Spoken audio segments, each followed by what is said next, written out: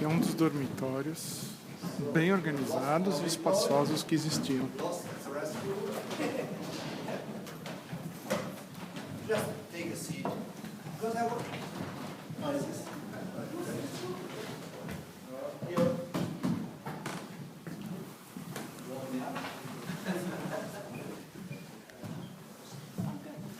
Here we are. I want to give you a short briefing about the living conditions and how the camp was organized. First of all, you may ask me, hey, how do you know all these nitty-gritty things? From survivors. Many of the prisoners kept secretly a diary. This guy, for example, Kupfer Kopowitz is his name, he kept a diary with a volume of 20,000 pages. So many of the details I know from him. So this picture was taken after the liberation, but he was a guy belonging to the privileged group of the master race. He was a German, not affected by the weather. He worked in an office, he had access to paper and to pencil, and he kept this diary. He digged a hole to hide his diary, and he survived. He survived. To come back to the situation of the prisoners, they were dressed in the zebra-striped uniform, at least for the first 6-8 years, and they were marked with colored triangles, and the colored triangles gives a reason why you were imprisoned for. Before going on with this briefing, I would like to come back to the historical location of this barracks. This is a reconstructed barrack. There are three time periods shown. This is the situation at the very beginning. Each and every prisoner had his own bed. In the room next to this, so prisoners had to share a bed with one or two other prisoners. I'm often asked, how can I share a bed with one or two other adults? If you lose weight down to 38 kilograms, you can easily share a bed with one or two other prisoners. And at the very end, the space gets less and less, and there are no single beds anymore.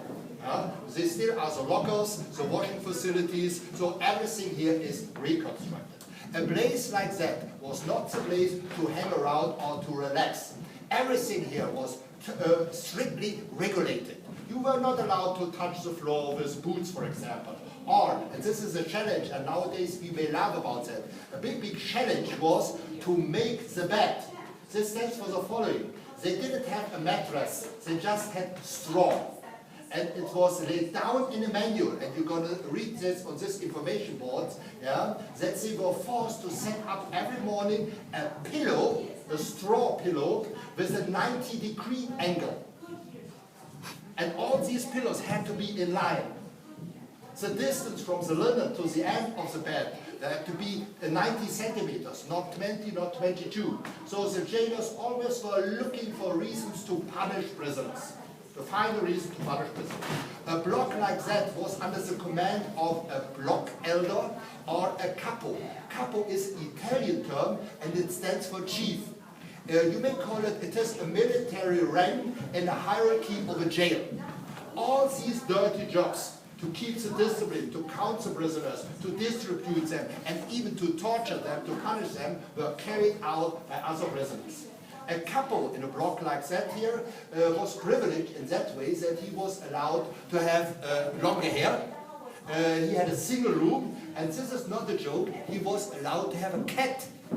So there were at least 20 well-feeded cats running around the camp, and the cat was the official sign, I'm privileged, this is my cat.